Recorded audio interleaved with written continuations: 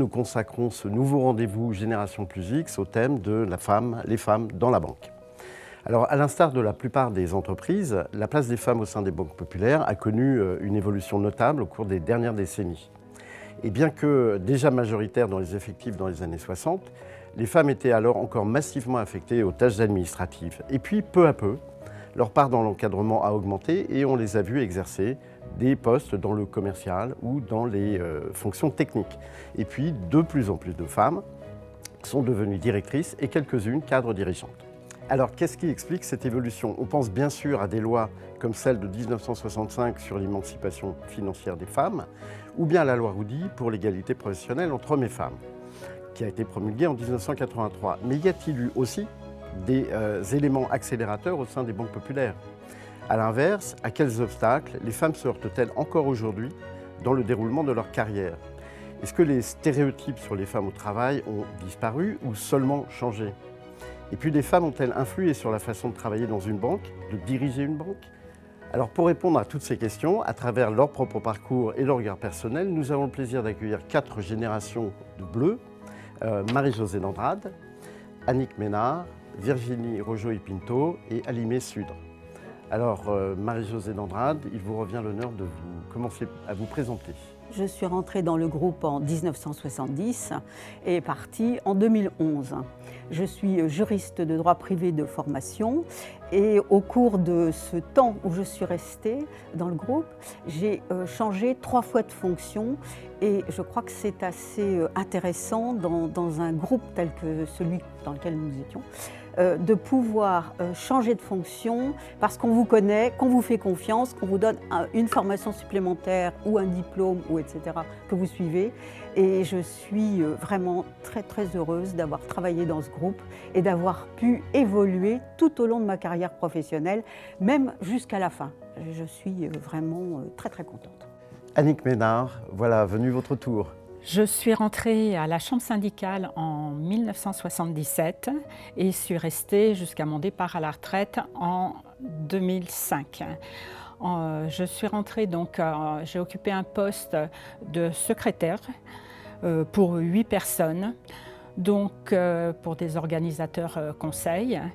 Et au bout de 3 ans dans ce poste, j'ai eu la possibilité de trouver une mutation interne en tant qu'assistante d'un responsable de service qui était même sous-directeur. Et là, j'ai pu évoluer même dans ce poste où je me suis partagée entre assistante et j'ai appris aussi le secrétariat de rédaction. J'ai travaillé sur une publication et au fil des années, donc ça a beaucoup bougé et donc j'ai continué à faire du secrétariat de rédaction jusqu'à la fin de ma carrière. En plus, je m'occupais d'objets promotionnels et j'ai travaillé sur des dossiers de communication propres et j'ai fini ma carrière chargée de communication. Virginie Rojo-Pinto, c'est à vous maintenant. Alors, je suis rentrée à la BICS Banque Populaire en 1994 après un stage à la Banque Populaire Centre-Atlantique à l'époque. J'y ai fait différents métiers, au siège, au réseau, dans le réseau, avec un gros parcours entreprise en centre d'affaires. Jusqu'à le dernier poste, c'était directrice de centre d'affaires à Rungis, une expérience que j'ai beaucoup appréciée. Et puis j'ai également occupé le poste de directrice qualité et aujourd'hui je travaille au financement structuré parce que le siège m'a plu, mais ce qui me plaît le plus c'est le contact client et aujourd'hui je m'y retrouve vraiment sur un métier qui est assez technique. Et comme Marie-Josée, c'est vrai que la Banque Populaire m'a vraiment permis de faire différents métiers, 4 au total, complètement différents, grâce à des formations comme l'ITB qui ont été prises en charge par la banque. Et puis c'est une banque à laquelle je suis très attachée, avec des valeurs qui me correspondent bien.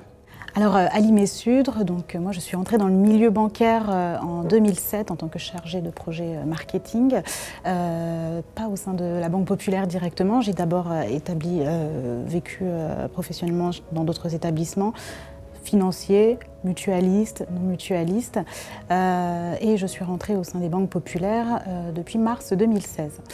en tant qu'organisatrice au sein de la Banque Populaire Rive de Paris exactement.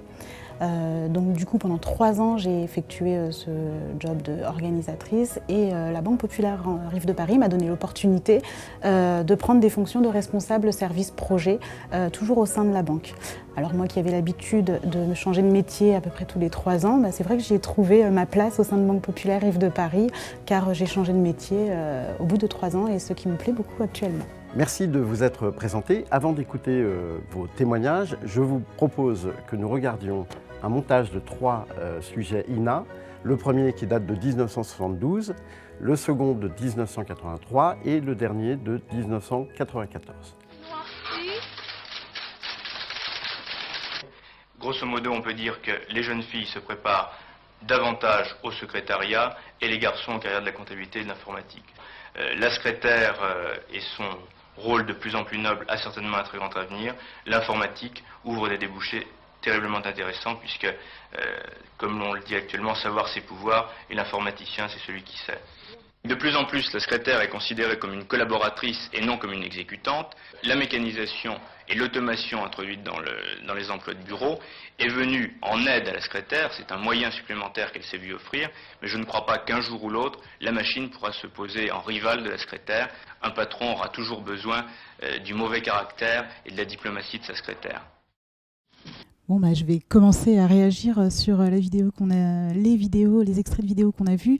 C'est vrai que moi, mon imagination, j'imaginais qu'il y avait des choses, des discriminations un petit peu entre les hommes et les femmes dans le milieu du travail, notamment dans la banque. Ici, c'est vrai que je suis atterrée de voir dès le départ, la secrétaire avec son mauvais caractère, le patron aura toujours besoin d'elle, et un petit peu de sa diplomatie également. C'est vrai que quand on le voit en réel comme ça, c'est assez choquant. Aujourd'hui, moi, je ne m'imagine pas du tout dans ce type de situation en 2020 ou même en 2007 quand j'ai commencé à travailler. C'est vrai que j'aurais jamais imaginé ce genre de situation. Après, c'est vrai qu'on entend aujourd'hui beaucoup parler du salaire, des différences de salaire entre les hommes et les femmes. Après, à un niveau des femmes, à un niveau de cadre, c'est vrai que chez Banque Populaire Rive de Paris, nous, on est beaucoup de femmes cadres. Alors, à mon sens, c'est ce que je vois. Et j'ai pas connu ce type de problème au sein de notre banque. Donc, voilà. Moi, j'ai un peu vécu justement ce qui est montré en 1972. Je suis rentrée comme secrétaire. J'étais en réalité pour 8 personnes, j'étais qu'une dactylo. Mais parce que ce n'était pas possible autrement. Donc, et c'est vrai qu'on subit l'humeur à l'époque du patron. Et dans une vie antérieure, avant d'être à la chambre syndicale, j'ai été embauchée à 18 ans par un monsieur qui avait 65 ans. Et un jour, il m'a dit « Mettez-vous dans la tête que le patron a toujours raison ». Voilà. Donc, Et bon, ça a évolué, mais ça a été doucement. Le rôle de la secrétaire, c'était aussi celle qui apportait le café, qui subissait l'humeur, et un peu la bonne à tout faire, quoi, en gros. Voilà.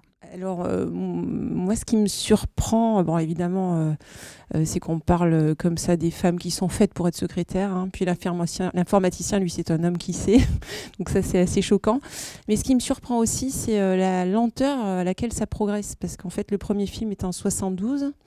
En 83, on voit qu'il y a encore un écart de salaire de 40% entre les femmes et les hommes. Et en 94, 12 ans plus tard, ça fait quasiment 10 ans plus tard, on a encore 30% d'écart de salaire. Et aujourd'hui, on a encore des écarts de salaire, c'est connu. Donc voilà, c'est assez surprenant de le voir en vrai comme ça sur les extraits. Moi, j'ai été recrutée par une femme quand je suis rentrée en 94. Et donc, c'était une femme cadre. Et c'est vrai qu'à la Banque Populaire Rive de Paris, je te rejoins, on est plus de cadres femmes que de cadres hommes aujourd'hui. Mais déjà à l'époque, c'est aussi une femme qui m'a fait évoluer à un poste de directrice et elle était responsable de la banque privée et des entreprises. Donc c'est vrai que j'ai moins connu cette époque.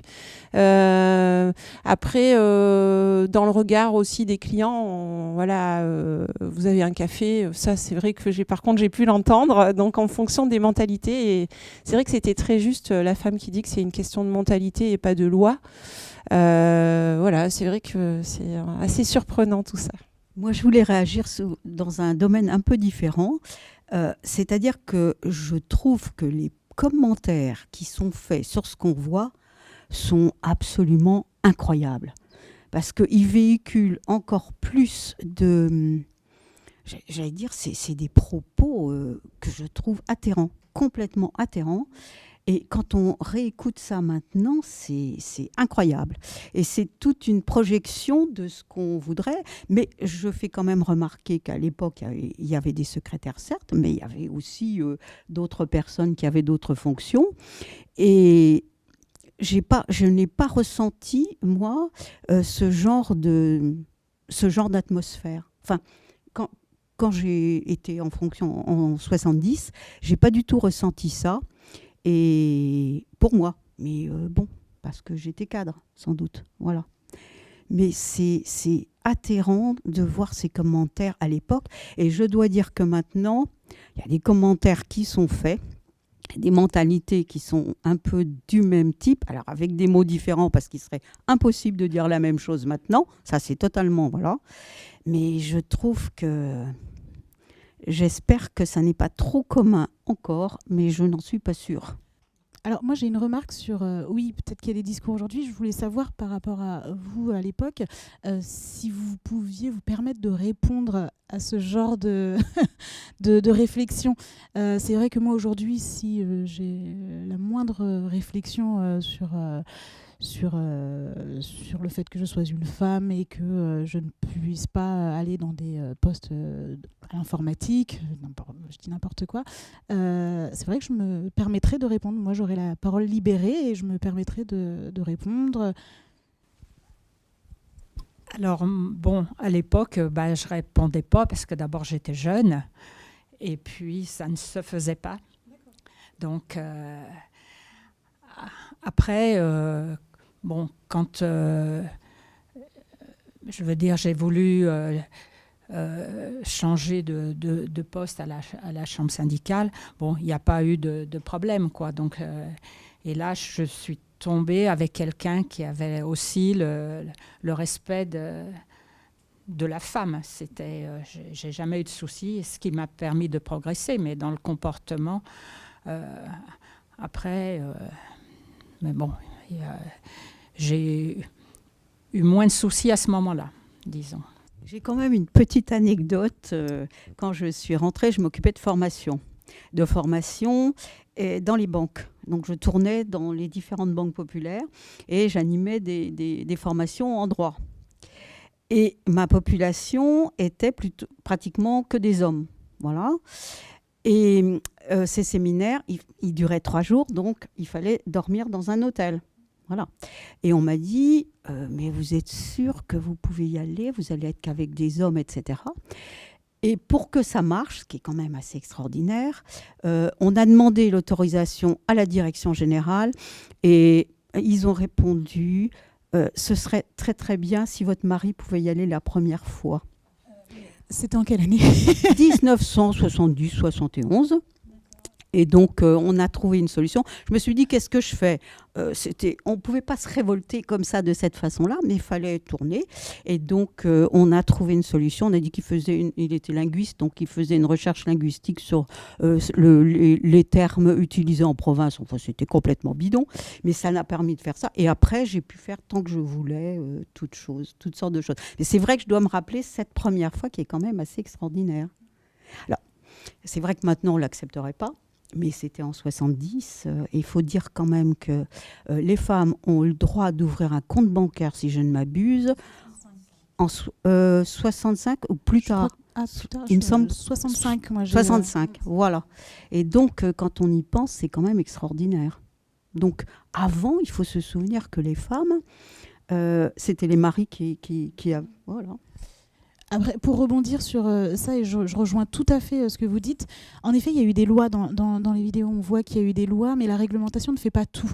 Et là, aujourd'hui, je pense qu'il y a eu beaucoup de cadres d'un niveau réglementaire sur justement aider les femmes à prendre des postes de cadre, à avoir des salaires au même niveau que les hommes. Et je pense que là, on est dans un sujet de mentalité où ça a été très ancré depuis très longtemps, le fait que la femme n'est pas autonome au final, n'est pas autonome et dépend de l'homme, que ce soit au travail, que ce soit dans la prise de décision, etc. Et je pense qu'en termes de mentalité, les mentalités des hommes et des femmes également comptent beaucoup pour aujourd'hui et pour les années à venir. Il y a encore un sujet sur lequel c'est délicat, c'est sur le congé maternité. Parce qu'embaucher une femme aujourd'hui encore entraîne encore des réactions sur tu as un enfant, t'en as pas. Moi, je le vis encore en direct aujourd'hui dans mon équipe. Et c'est vrai que là, pour le coup, la réglementation sur un éventuel congé paternité qui serait plus long serait assez juste pour rééquilibrer un peu les choses. Parce que c'est une vérité, quand on est absent 6 mois, on fait un retour en arrière, ou on stagne en tout cas encore un peu plus. Et c'est vrai que l'entreprise peut, entre guillemets, en profiter pour attendre un peu pour ce qui est augmentation de salaire ou évolution. Après, ça peut aussi être une opportunité quand on revient. Moi, personnellement, quand je suis revenue de mon 2e congé maternité, j'ai pris une place de directeur adjoint, ce que je n'avais pas avant. Donc, si on peut aussi être récompensé, mais c'est quand même pas la majorité des cas. Et c'est vrai que je pense que sur cet aspect-là, il y a encore des progrès à faire au niveau réglementaire pour aider les mentalités à évoluer. Maintenant, c'est vrai, je vous rejoins, c'est aussi une question de mentalité et de culture. Et on sait très bien que ça, c'est très lent à faire évoluer. Il y a encore des vieux réflexes. C'est qu'avec le renouvellement des générations, voilà, ça bouge. Les jeunes, maintenant, se laissent moins faire aussi, donc ne subissent plus, justement, par rapport à tout ce qui est harcèlement. Enfin bon, je veux dire, elles ont... Moins. Mais c'est vrai qu'à l'époque, moi, j'ai jamais eu ce genre de problème de toute façon de harcèlement, donc, mais on était quand même plus réservé, on va dire. On n'osait pas dire les choses quand, je veux dire, c'était... Bon, je ne sais pas si le fait d'être secrétaire au départ, c'était un handicap, mais la vision des hommes par rapport à la secrétaire, c'était vraiment rien pratiquement. C'était la fille on lui donne un courrier, elle tape. Alors que moi, quand j'acceptais pas ce genre de propos. Si bien qu'à une époque, parmi les 8 personnes que j'avais, je faisais le tri. Je travaillais que pour ceux qui me donnaient du travail intéressant. Donc, qui était... j'avais pas le choix. Je veux dire qu'il y avait un service dactylographique, donc ceux qui n'étaient pas contents, je pouvais pas me démultiplier. Donc, j'avais un poste d'assistante je considérais que c'était la partie intéressante du secrétariat. Alors, mais bon, après, je suis partie de ce service parce que justement, je voulais évoluer. C'était la seule façon d'être autre chose qu'une dactylo malgré tout. Et vous aviez travaillé pour des femmes ? Là, il y avait une femme, c'était que des hommes. Mais le hiérarchique, c'était un homme, celui qui était... inexistant. mais c'est vrai. Et c'est vrai que par la suite, donc, quand j'ai changé de poste, et au bout de quelques années, donc j'ai travaillé avec une femme qui était hiérarchique. Et donc, il y avait que... pratiquement, donc dans la communication, il y a beaucoup de femmes, donc, mais et c'est toujours très bien passé. mieux avec les femmes qu'avec les hommes, parce qu'en fait, souvent aussi, ce qui peut arriver, enfin, moi, quand je suis rentrée à la banque, ma première responsable était une femme. Oui. Et elle était presque, je pense, plus dure que les hommes. Donc en fait, c'est aussi une culture aussi qui était ancrée chez les femmes. Ouais. Et du coup, de devoir être plus, pour montrer ouais. encore plus, voilà, être plus forte que les hommes, c'était encore plus dur. Vous avez pas ressenti ça? Bah, disons que moi, il y avait pas mal de hiérarchie. Il y avait le directeur, sous-directeur, responsable de service. Donc, c'est lourd, la hiérarchie. Mais là, ça se passait... avec la femme, ça s'est très bien passé. Bon, ça n'a pas duré longtemps. Après, on a déménagé, on est venu dans le 15e, parce qu'avant, on n'était pas là. Donc, et puis, ça restructurait sans cesse. Donc, voilà, la hiérarchie a beaucoup changé. Mais avec les femmes, je me suis toujours très bien entendue. Là, c'est vrai qu'il y a juste ce qu'on dit, c'est que là, il y avait une femme à l'époque dans votre carrière qui était hiérarchique. Par rapport à ça, c'est vrai que moi, je n'ai eu quasiment que des femmes en hiérarchique depuis que j'ai commencé à travailler.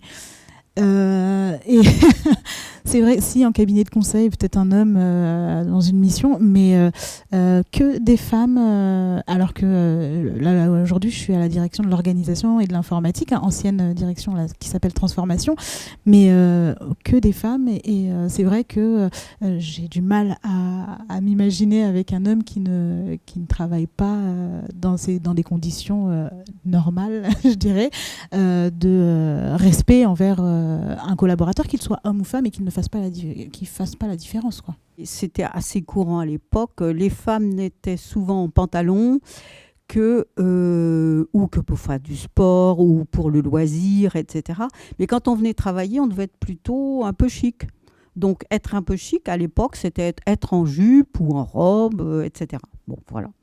Et puis assez rapidement, comme on était quand même 2 ans après 68, assez rapidement ça a évolué de façon assez rapide, oui, franchement, voilà. Mais à part ça, ce qui m'a amusée quand je suis arrivée, c'est qu'en fait, il y avait un huissier à chacun des étages. Et ce qui était assez drôle, c'est que pour surveiller qu'on arrive à l'heure, il y avait une feuille qui était sur le bureau du huissier avec les noms de tous ceux qui étaient à l'étage, un peu comme, je sais pas, en Union soviétique, si on veut. On devait signer quand on arrivait. Et pour qu'on puisse pas signer quand on arrivait en retard, la feuille était retirée par le huissier à l'heure où on devait être là.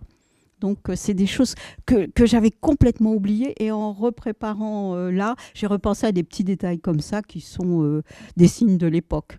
Mais à part ça, on allait boire son café, même au bistrot d'en face. Enfin, bon, bref. On l'appelait ça l'annexe, oui. Bon, d'accord. Mais il n'y avait pas de cafétéria ouverte. Bon. Moi, je trouve qu'il y a toujours un formalisme encore aujourd'hui. Voilà, mais après, c'est en train d'évoluer parce qu'on voit aussi des entreprises, pour le coup, moi, ma clientèle, des entreprises innovantes, des startups où les nouvelles générations sont en jean, basket. Donc, c'est vrai que quand le banquier arrive, déjà, il a posé la cravate, ce qui n'était pas le cas avant, côté homme. Et c'est vrai que je suis d'accord avec toi, les femmes ont un peu plus de liberté, mais il faut quand même rester un peu chic, enfin chic dans le sens un minimum d'élégance, ouais. Et puis après, sur le témoignage, sur les inscriptions, en fait, aujourd'hui, c'est toujours le cas, mais c'est une pointeuse. Voilà. C'est-à-dire qu'avant, il y avait bien des gens qui faisaient ce que font aujourd'hui nos machines. C'est vrai que c'est ce rôle qui lui était dévolu. Par contre, c'était pas... Mais c'est vrai, en 77-78, c'était une tenue féminine, on va dire. C'est vrai, hein, c'est bon, peu de pantalons, on était regardés. Il y avait et moi je me souviens de mon entretien d'embauche avec le chef du personnel. C'était vraiment, c'était c'était un ancien militaire. Et donc là, la petite jeune que j'étais, j'étais morte de trouille, il n'y avait pas d'autre mot. Et puis, il en profitait, quoi, donc, de ce côté autoritaire. Donc, je pense que les choses ont quand même évolué. Et puis, après, dans la communication, c'était plus décontracté quand même. Je veux dire, mais la seule fois où je suis montée, enfin, pas la seule fois où j'étais en jean avant de repartir, de quitter l'entreprise, c'est le président du groupe qui m'avait appelé dans son bureau pour voir la tête que j'avais. Donc, et c'était... je crois que ça a été la seule fois où j'étais en jean. Mais enfin, autrement, après, c'est vrai que ça a bien évolué et on était quand même libre tout en étant correct. C'est vrai que... Alors c'est un témoignage complémentaire qui est un peu différent. J'étais recrutée par la même personne. C'était notre responsable du personnel. Mais moi, ce qu'il voulait savoir, comme j'avais été étudiante, il voulait savoir ce que j'avais fait en 68. Pour voir s'il ne recrutait pas une révolutionnaire. Voilà. Donc j'ai dit oui, forcément, j'étais étudiante, j'étais à Assas, donc il y avait pas mal de choses à Assas. Il s'est passé des choses passionnantes. Voilà, bon. Et j'ai été très, très succincte sur mes activités de l'époque, et puis tout s'est bien passé. Voilà. Alors, moi, sur mon entretien d'embauche, j'ai pas trouvé que c'était lié femme-homme. D'abord, c'était une femme qui m'a reçue, qui m'a écoutée avec beaucoup de bienveillance. Ça, c'est d'ailleurs quelque chose qu'on retrouve tout au long dans mon parcours. Là, j'ai beaucoup de bienveillance là, à la Banque Populaire. Non, j'ai pas eu de paroles entre guillemets déplacées sur des questions de congé maternité ou non, j'ai pas ressenti ça en 94 quand j'ai eu mon entretien. Toi moi, pareil, exactement pareil. J'ai pas alors que moi, je suis sensible à ce genre de choses, surtout trentaine d'années. Soit elle a déjà fait ses enfants, soit elle ne les a pas encore fait.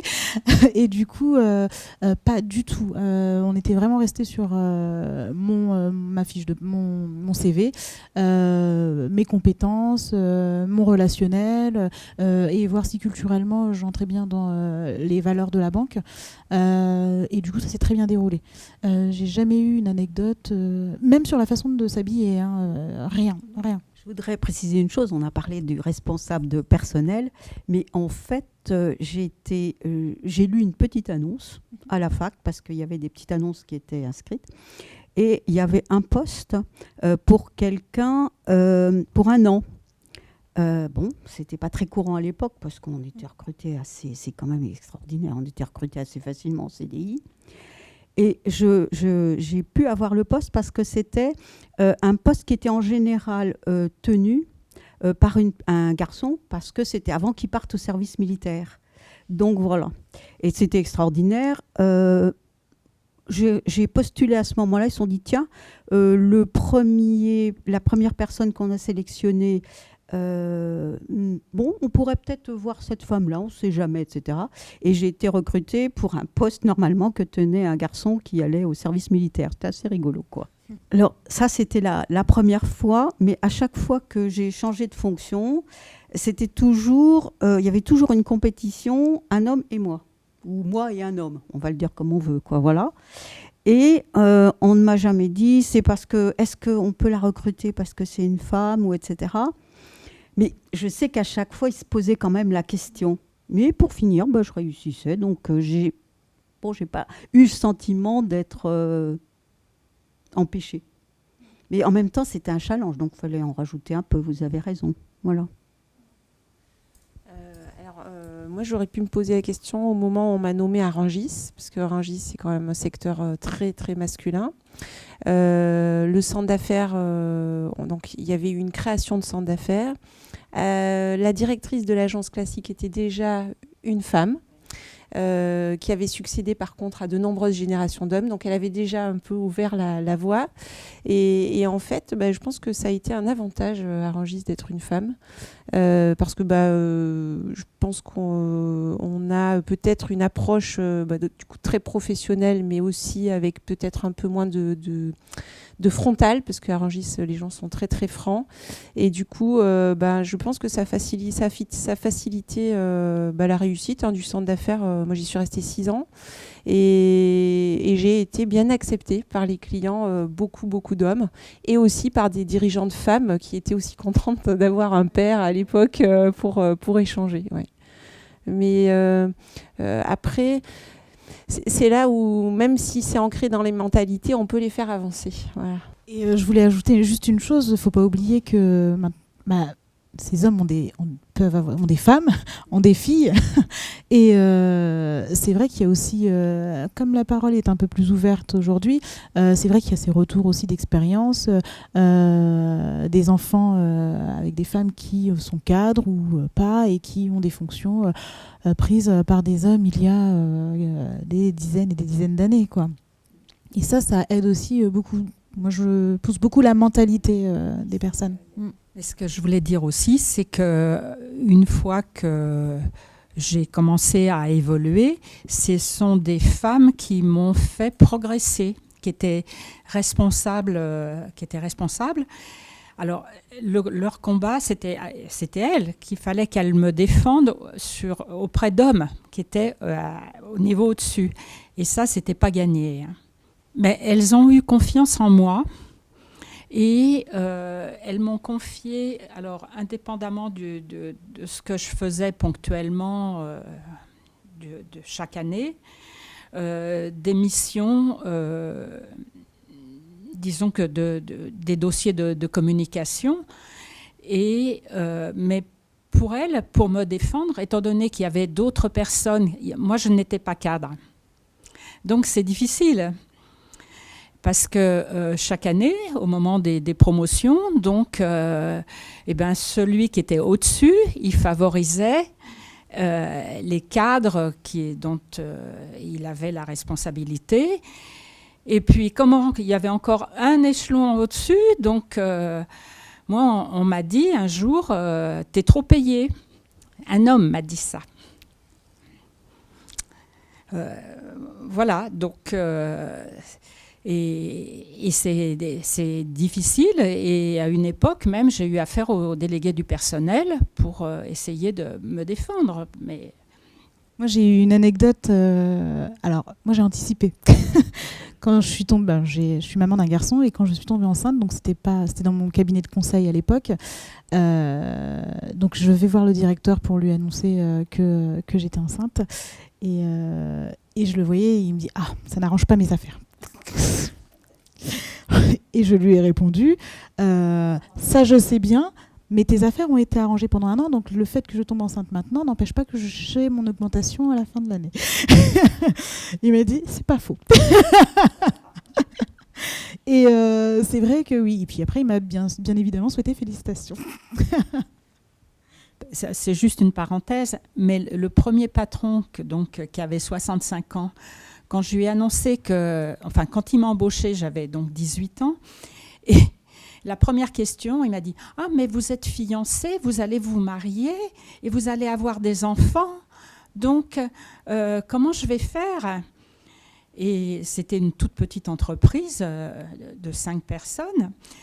Et si bien que lorsque je me suis mariée et j'étais enceinte, je lui ai dit « Écoutez, je vais avoir mon enfant et je vais arrêter de travailler après. » Comme ça l'a soulagé. Et moi aussi, parce que, il m'impressionnait, quoi. Donc, mais ça, le côté homme-femme, là, à ce moment-là... Je voulais faire un commentaire sur la façon dont parfois on peut travailler de façon extrêmement intéressante avec les femmes qui ne travaillent pas toujours de la même façon. Enfin, c'est ce que j'ai éprouvé. Et je vais citer un exemple.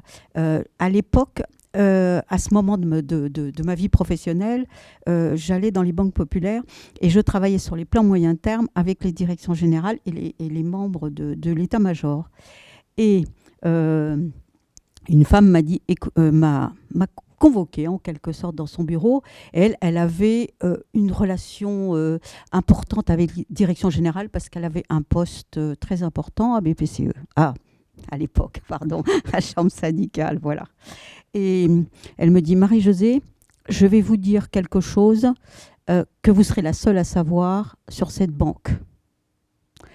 Je vous fais confiance. Je vous le dis parce que comme vous travaillez avec le directeur général, si vous ne le savez pas, vous risquez de l'entraîner vers une voie qui n'est pas celle que nous souhaitons, etc., etc. Et elle m'a dit, si jamais je sais qu'il a su quelque chose, jamais plus je ne travaillerai avec vous. Eh bien, j'ai beaucoup apprécié. J'ai su quelque chose de confidentiel. Je n'ai jamais répété, bien entendu. Et je me suis dit, c'est une façon de faire qui paraît un peu dure, mais qui est extrêmement intéressante dans le travail, parce que parfois, excusez-moi de le dire, mais je trouve parfois les hommes un peu comme ça, si bien que parfois on ne sait pas où on peut vraiment aller. Il faut être très intuitif de toute façon quand on travaille. Et c'est très agréable d'avoir un contact très franc et très direct. On sait où on va, on respecte la règle et on avance. Moi, je suis assez d'accord, oui. J'ai eu, je pense, plus de femmes responsables que d'hommes dans mon parcours, au-dessus de moi, donc. Et effectivement, j'ai eu des femmes qui étaient directes.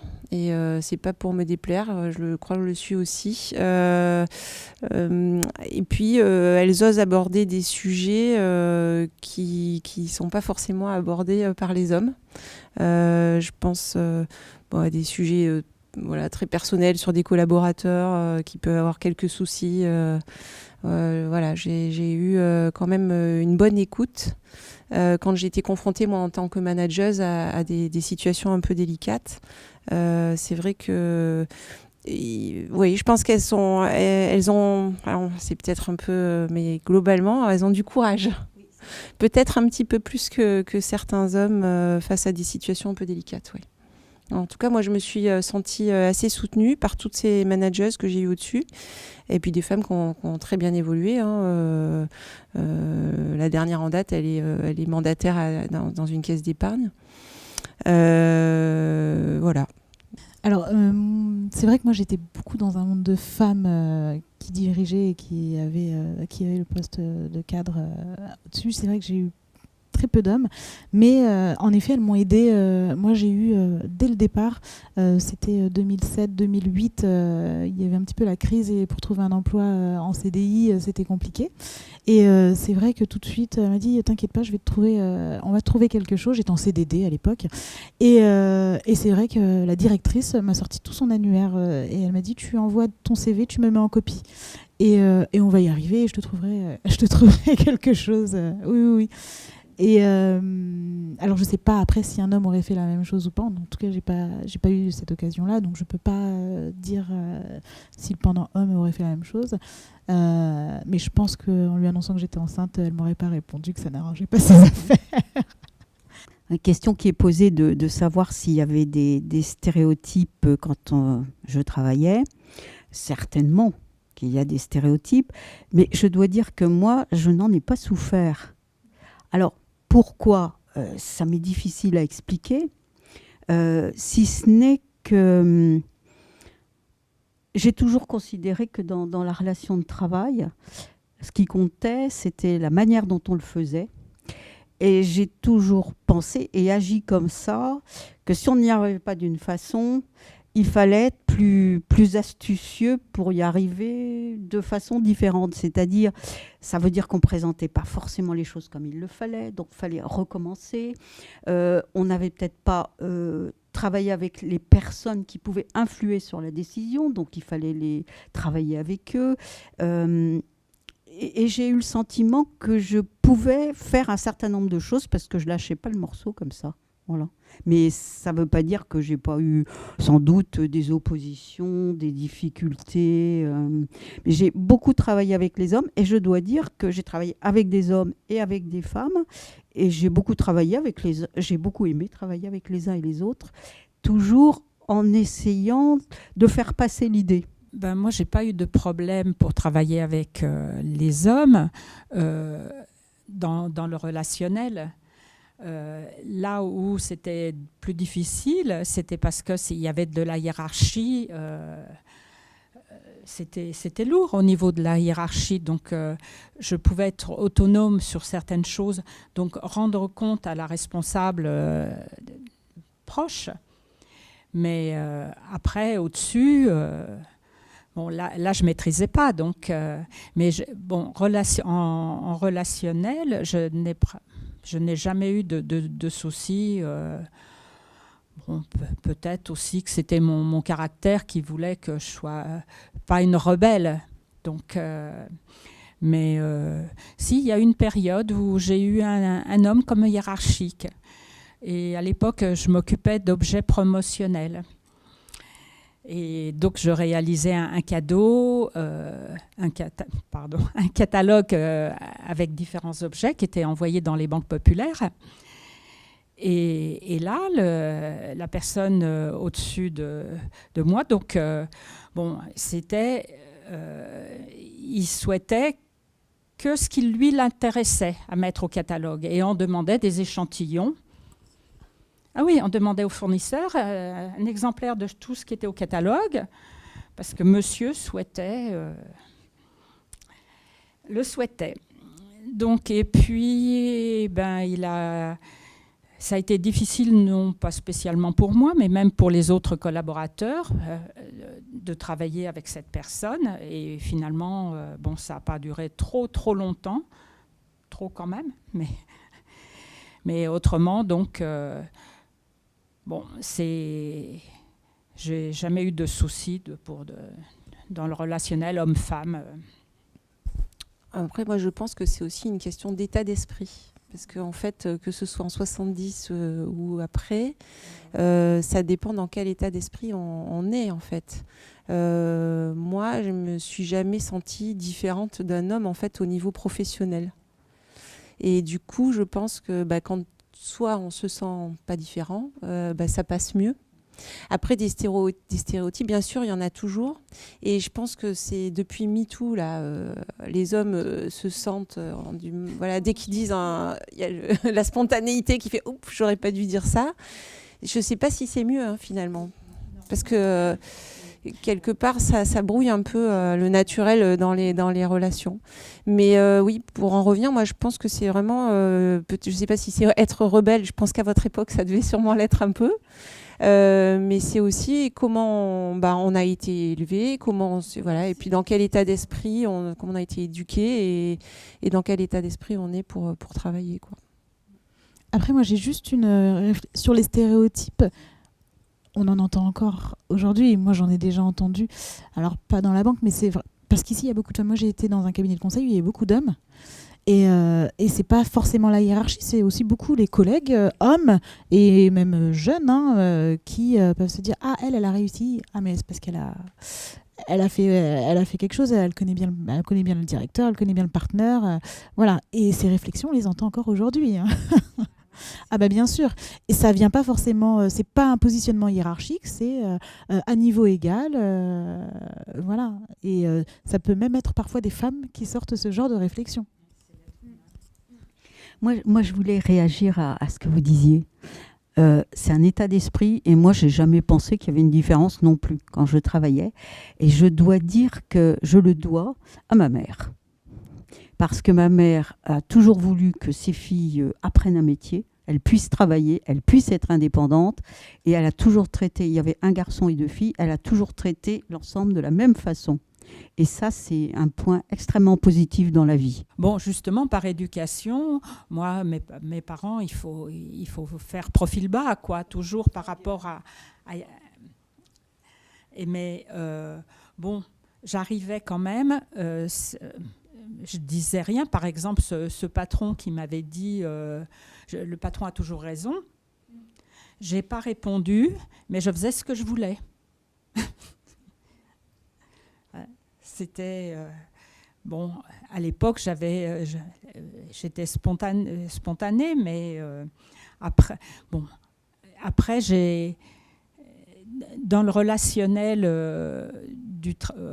dans l'entreprise, dans la banque, bon, tout s'est toujours quand même très bien passé. J'ai jamais trop aimé de recevoir des ordres bruts. Donc, mais si on me demandait les choses correctement, ça passait. Il y avait, et en plus, je suis quelqu'un qui spontanément rendait compte de mes dossiers. Mais si on me reprenait, on va dire, à rebrousse-poil, eh ben, ça passait pas, quoi. Donc, et paraît-il que ça se voyait. J'avais même pas besoin de parler. Les autorisations du mari pour travailler, donc, enfin bon, moi, c'est vrai que j'ai pas eu besoin, donc, non, mais c'est vrai, j'étais mariée. Ah non, je n'étais pas mariée quand même à 18 ans, mais ça ne m'est pas venu à l'idée. Mais toutes ces lois n'ont rien changé pour moi. J'ai une question, ça veut dire que si on n'est pas marié, on ne peut pas... Non, mais c'est l'autorisation, c'est celle du père ou je ne sais pas. De toute façon, moi, à l'époque, la majorité était à 21 ans déjà. D'accord. Oui, okay. Donc... Mais après, enfin bon, moi j'ignorais. Je voulais faire un petit retour arrière sur les lois. Effectivement, tu as raison de dire ça. Mais quand on pense quand même que le droit de vote aussi, qui n'a pas été quand même hyper récent, que les jeunes, pardonnez-moi, mais les jeunes ont l'air d'ignorer, comme si les femmes avaient toujours eu le droit de vote, ce qui est quand même quelque chose d'incroyable. Et je vais faire une remarque quand même un peu étonnante, mais quand c'était la guerre, on n'a pas demandé aux femmes si elles avaient le droit de vote pour aller bosser, pour être infirmières, etc., etc. Et si elles avaient, si elles étaient femmes, si elles étaient d'accord, si le mari était d'accord pour qu'elles puissent faire tourner un peu. Et je dois dire, j'ai remonté encore un peu plus tôt. Pendant la guerre de 14, c'est quand même beaucoup les femmes qui ont travaillé dans les usines, etc., qui ont fait tourner les usines d'armement et tout. Et après, on leur a dit, bon, vous retournez à la cuisine. Et moi, ça m'a toujours profondément choquée. C'est peut-être un petit peu en dehors mais c'est et ce qui me terrifie, c'est de voir que ce passé, pour moi, qui me semble pas si ancien que ça, est oublié par un certain nombre de jeunes personnes qui ont l'air de croire que tous les droits ont toujours existé. Et on voit bien en ce moment qu'il y a des retours sur les lois qu'on avait le sentiment qui étaient inscrites presque dans la Constitution. Et ça me terrifie un petit peu. Ça dépasse peut-être un peu notre conversation, mais je suis un peu inquiète. Oui. Parfois, moi aussi, ça me fait un peu peur quand on reparle, on remet en cause l'avortement. Voilà, évidemment, on pense tout à ça. C'est sûr que c'est... Après, sur l'aspect réglementaire, en termes d'efficacité, quand on voit que la première loi sur l'égalité salariale est en 72, qu'il a fallu en refaire une 30 ans ou 40 ans plus tard, on voit bien que ce n'est pas qu'une question de réglementation. Personnellement, sur la réglementation qui concerne les conseils d'administration, quand c'est sorti, moi, ça m'a un peu choquée.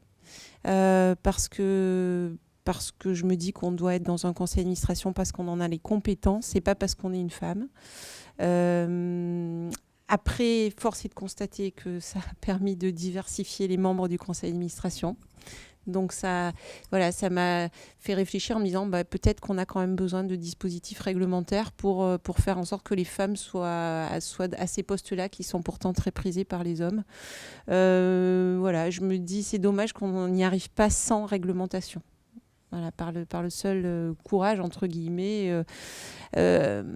Après, c'est vrai que il faut des femmes dans les instances de décision. Parce que si tout est décidé par les hommes, c'est vrai que ça peut quand même...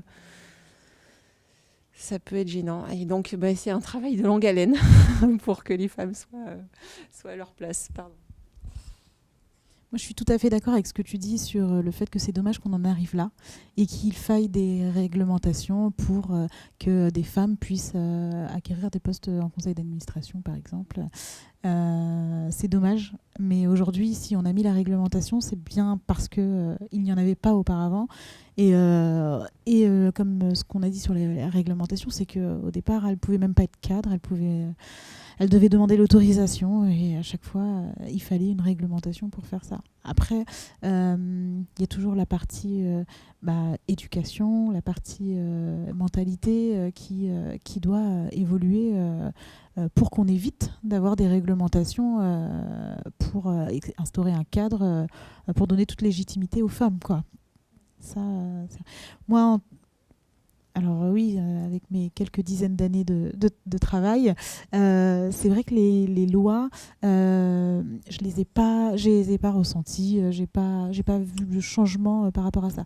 La seule chose, c'est que en effet, la partie salaire, la problématique sur l'égalité des salaires, oui, c'est la seule chose. Mais c'est pas parce qu'il y a eu une réglementation que j'ai vu un changement ou même des choses qui disent normalement le salaire d'un cadre à tel poste il est de temps, donc vous êtes tous à peu près. Et puis il y a toujours eu et encore un petit peu maintenant le fait que personne ne donne son salaire.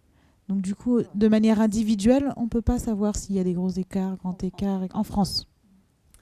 Alors, on peut le savoir parce qu'il y a des sites internet qui donnent des salaires moyens et en fait le problème c'est que les femmes, je pense, se mettent des limites et n'osent pas demander comme les hommes. Bien sûr. Enfin, personnellement, je pense qu'il y a une question. Vous avez parlé, il y a une de vous deux qui a parlé de la confiance. Donc la confiance qu'ont les femmes en elles. On a l'impression qu'il faut toujours faire beaucoup plus pour arriver et pour se justifier. On est bien dans le poste et on a le droit à ce qu'on demande. Et je pense que cette question aussi d'égalité salariale, c'est aussi aux femmes de prendre les choses en main, quoi. Et donc d'aller demander et de ne pas être mal à l'aise par rapport au fait de demander quelque chose qui est justifié par rapport à un travail fourni. Mais ça, c'est beaucoup dans les mentalités. Bien sûr. On a été vraiment bercés par ça. Et d'ailleurs, aujourd'hui, le sujet sur la femme ne se survend pas. Alors que l'homme, en général, alors là, dans mes générations, on demande à des collègues hommes de se vendre un petit peu pour un recrutement. Alors là, il va sortir tout ce qu'il a fait, tout ce qu'il aurait pu faire et qu'il a fait dans sa tête. Mais alors qu'une femme va dire oui, il va être beaucoup plus humble sur son curriculum vitae et il va dire oui, je sais le faire, je l'ai déjà fait 10 fois. Oui, je le sais. Et les choses qu'elles ont fait une fois, 2 fois, pas plus, elles ne le diront pas forcément. Et c'est vrai que là, c'est aux femmes aussi un petit peu d'aller dans maintenant je sais faire, j'aspire à, et ça, on ne le voit pas encore même dans ma génération. C'est une question que j'ai à poser à vous, les plus jeunes. Est-ce que, en fait, vous l'avez déjà exprimé, il n'y a pas un renouveau chez les hommes, c'est un peu étrange d'essayer de surcompenser ce qu'ils sentent comme étant un peu une diminution de leur pouvoir ou de leur territoire, et c'est peut-être pas si facile que ça, je me demande, dans les plus jeunes peut-être, ou pas vraiment. Difficile de répondre à ça. J'ai des jeunes collègues hommes, des plus âgés, j'ai un peu de tout autour de moi. Je crois pas. Alors, c'est vrai que moi, je suis sur la partie finance, c'est encore très masculin. Très masculin parce que c'est des gros horaires, pas forcément compatibles avec une vie de famille qui n'est pas encore totalement partagée, parce qu'on n'est pas dans un monde idyllique. Mais j'ai pas le sentiment qu'il soit encore gêné. La seule gêne que je ressens, c'est au moment où spontanément on a une blague qui va un peu de travers. Depuis MeToo, c'est vrai que moi j'ai vraiment ce ressenti, et surtout moi je suis dans un domaine commercial où j'ai connu des équipes commerciales où en fait on rigolait, et moi j'étais avec eux parce qu'en fait c'est aussi comment on prend les choses. C'est aussi un peu de l'autodérision. Et puis bon, mais aujourd'hui, ce type de blague, on peut plus les dire et on sent vraiment justement, c'est ça enlève un peu de. Ils font attention à ce qu'ils disent. Et du coup, c'est beaucoup dans le contrôle, ça enlève un peu de la spontanéité. Ouais. Mais c'est uniquement là-dessus que je ressens une différence. Non, moi j'ai pas. Il n'y a pas de changement de la part des hommes, des collègues que j'ai autour de moi ou même d'autres responsables. Non. Non. Mais en effet, c'est depuis #MeToo, c'est vrai que ça c'est un petit peu empêché la parole, même si c'était pas forcément déplacé ou des choses comme ça. Ce que j'ai pu entendre, moi, parce que j'avais un petit peu de caractère, c'était que j'étais ou suffragette ou je sais pas quoi, etc. C'était plutôt ce genre de choses. Mais les grosses blagues, ils se les faisaient entre eux. Non ? Oui. Et ils doivent continuer d'ailleurs. Et puis, bon, c'est toujours pareil. Hein, alors, on est un peu habitué, quoi. C'est pas toujours subtil, c'est comme ça. On a une différence fondamentale de toute façon qui est là et qui existe. Voilà, et donc il y aura toujours des blagues et des uns et des autres, parce que les femmes blaguent aussi entre elles. En général, la banque, de toute façon, on se dit toujours, la banque, quand on est enceinte, c'est bien parce qu'on a plein d'avantages. Ça, je l'ai entendu plusieurs fois. Bon, je ne suis pas venue à la banque pour ça. Mais, c'est vrai qu'on se dit, oui, le congé maternité est un peu plus long que les 2 mois et demi qui sont donnés. C'est vrai que dans la banque, on a le congé allaitement, je crois, d'1 mois en plus, etc. Et c'est vrai que dans les conventions de la banque, je crois, en général. La convention collective a été révisée, je ne sais plus en quelle année, mais où on nous a réduit les avantages, on va dire. Ça, je sais, j'ai plus en tête, mais entre autres, il y avait un congé pour enfants malades qui avait été réduit. Après, je ne me souviens pas du reste, mais elle avait été modifiée et pas dans le sens, pas dans le bon sens du personnel. Donc c'est vrai on entend régulièrement, oui, dans la banque, il y a plein d'avantages. Mais par rapport homme-femme... Alors moi, j'ai fait partie des L2BPCE depuis 5 ans, je crois, 5 ans. Donc c'est là où justement j'ai pu apprendre lors d'une conférence ce qu'il fallait faire pour défendre sa rémunération. Donc les L2BPCE, c'est là où je me suis rendu compte aussi qu'à la Banque Populaire de Paris, on est particulièrement bien placé au niveau des cadres dirigeants, puisqu'on est 50-50. À la Banque Populaire de Paris, on est en train d'étudier la création d'un club de femmes, mais pour les clientes, pour les dirigeantes, pour créer un réseau avec les centres d'affaires et les banques privées. Mais c'est vraiment embryonnaire, on commence à réfléchir sur ce sujet-là. Mais finalement, ce sont des phénomènes assez récents, puisque les L2BPCE, ça ne doit pas avoir 10 ans. Et avant, moi, je n'avais pas connaissance de réseau féminin à la banque. Je ne sais pas, peut-être que c'était... Alors, c'était un style de réseau qui était un peu particulier parce qu'il y avait un cursus de formation pour préparer les futurs dirigeants du groupe qui s'appelait le CPM. Je ne sais pas si vous en avez entendu parler. Voilà. Il y avait une promotion par an de 20 et ensuite de 30 personnes. Et il y avait des femmes dans les promotions. Au départ, il y en avait peu. Au fur et à mesure, il y en avait plus. Et chaque année, on faisait une session qui regroupait l'ensemble de tous ceux qui avaient suivi cette formation. Et là, il y avait un véritable réseau qui existe encore entre eux pour ceux qui continuent à se voir de temps en temps.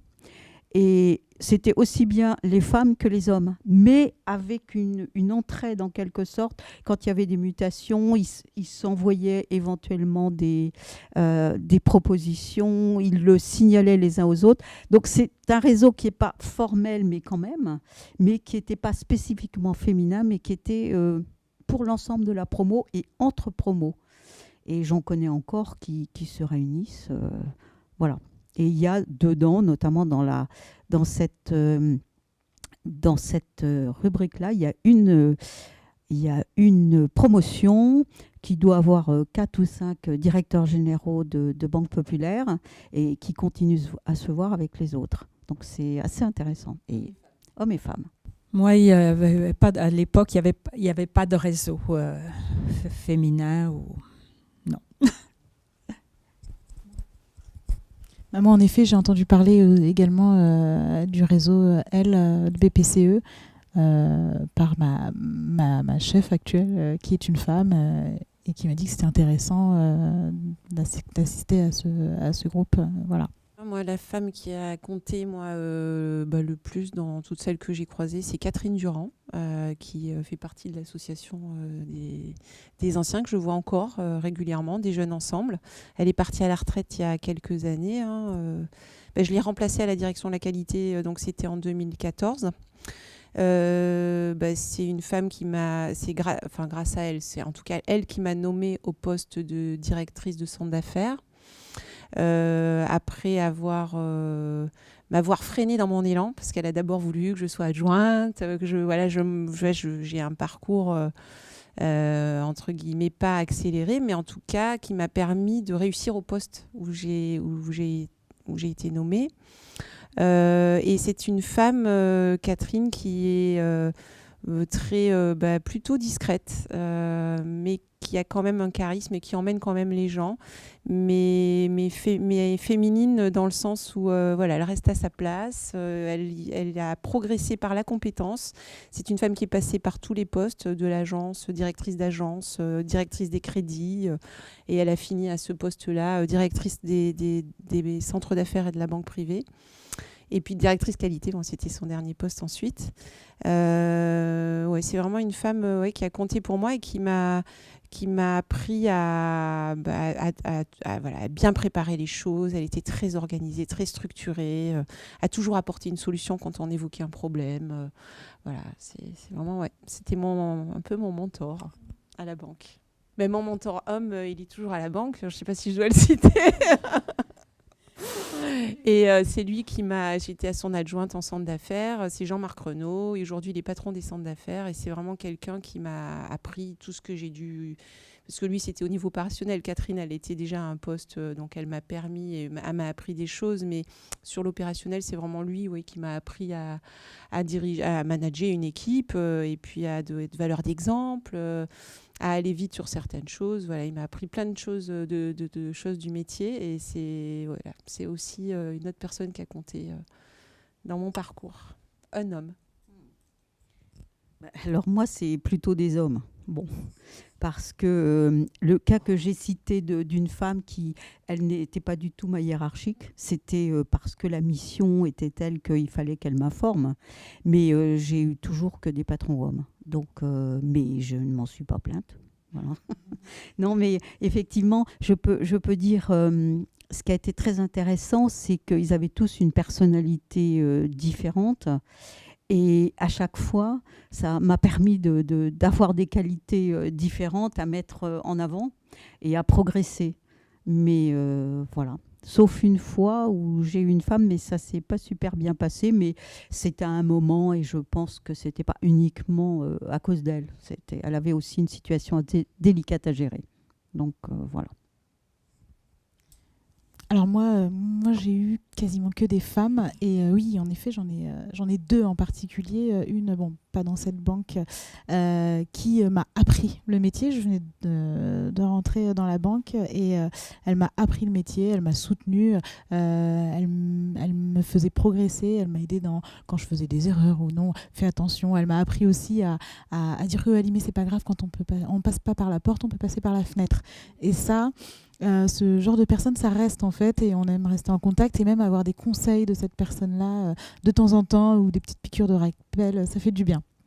Et aujourd'hui, j'ai quelqu'un qui m'accompagne ma hiérarchie, qui est un support pour moi et avec qui j'ai beaucoup de respect sur le fait. Donc, je suis jeune manager depuis 1 an bientôt, et c'est vrai que cette personne m'accompagne, ma chef actuelle, beaucoup, et elle m'aide surtout sur elle est toujours à l'écoute. Ça, c'est important d'avoir quelqu'un sur qui on puisse compter en se disant bon, là ça va pas, qu'est-ce que je dois faire, oui, bon, ok, c'est quoi, on gère ensemble, t'es pas toute seule. C'est vrai que c'est agréable, surtout quand on commence à être manager, on se retrouve un petit peu tout seul.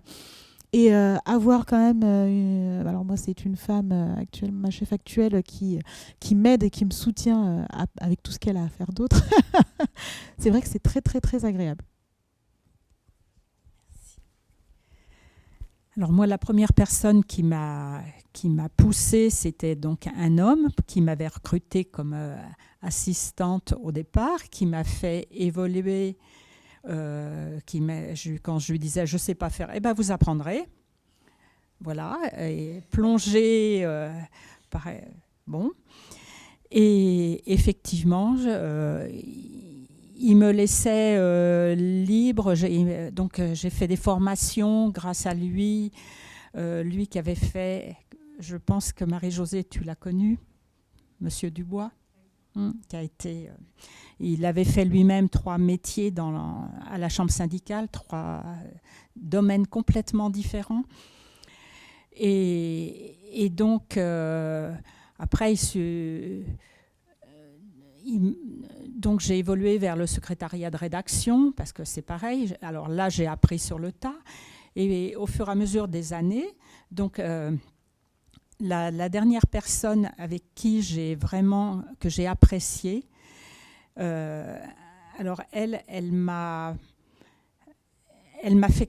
faisait confiance et me laissait libre, mais par contre je savais que je pouvais compter sur elle si j'avais besoin. La moindre question, et elle était d'ailleurs... c'est quelqu'un qui était perfectionniste au possible, si bien que d'ailleurs elle a fini en burn-out complet, et elle était directeur de la communication. Mais jusque tant elle travaillait encore quand moi j'y étais, donc et toujours elle m'a défendue, même au-dessus de la hiérarchie. Bon, ça ne marchait pas toujours, hein, donc, mais j'ai vraiment beaucoup apprécié de travailler avec elle, et en confiance surtout. Voilà. Alors là, ça a la forme d'un seau ou de quelque chose qui permet de mettre sur un ensemble de feuilles. Et c'est la médaille du 50e anniversaire de la Chambre syndicale des banques populaires, 1929-1979. Donc voilà, je trouvais qu'il était assez beau, c'est pour ça que je l'ai conservé. Ce n'est pas par esprit de je ne sais pas quoi, mais c'était vraiment parce que ça me plaisait, c'était un bel objet qui me plaisait aussi. Voilà. Donc c'est un peu le groupe. Ce qui est intéressant, il y a le plus X qui existe déjà derrière.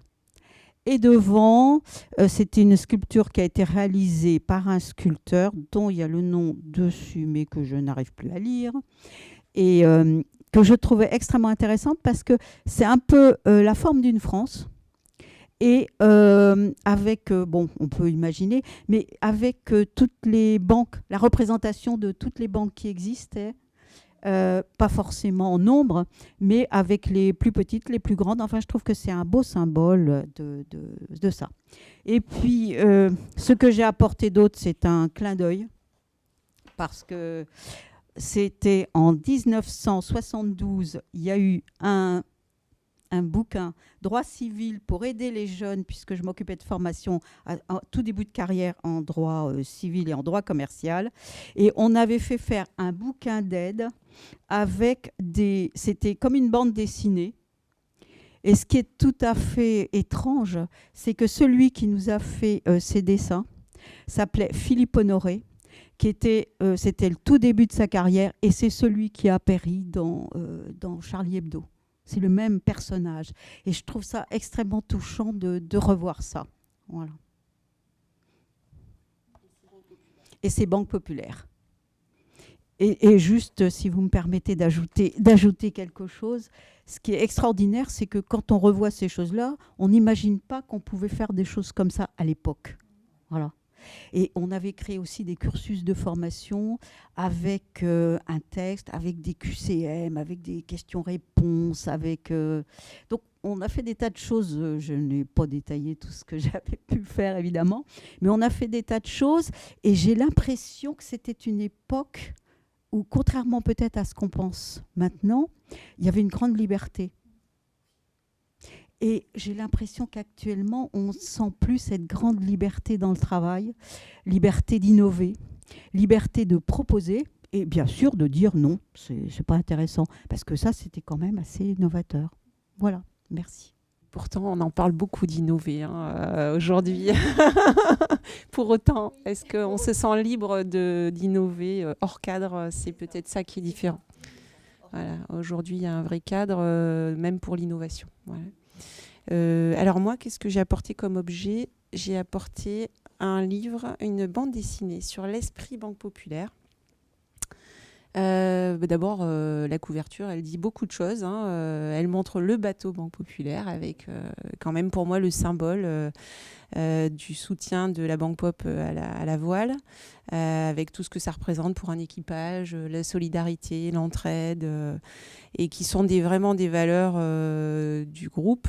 Une aventure humaine, oui, c'est une aventure humaine moi, que j'ai dans ce groupe depuis plus de 25 ans, mon Dieu, j'ose pas le dire.